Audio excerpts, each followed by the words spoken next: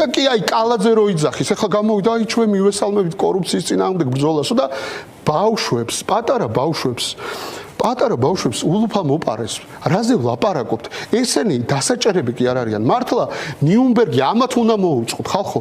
რაზე ვლაპარაკობთ? ჩვენ შვილებს პარავენ, ულუფას პარავენ. რაზე ვილაპარაკობთ?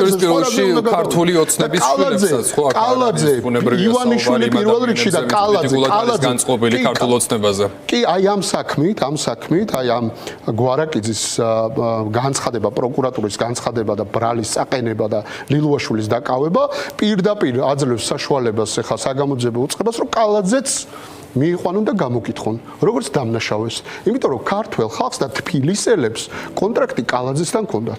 კალაძეს უნდა შეესრულებინა კეთილსინდისიერად, კალაძე და კეთილსინდისიერება პარადოქსია, მაგრამ მას უნდა შეესრულებინა ეს პასუხისგებლობა მას აქვს.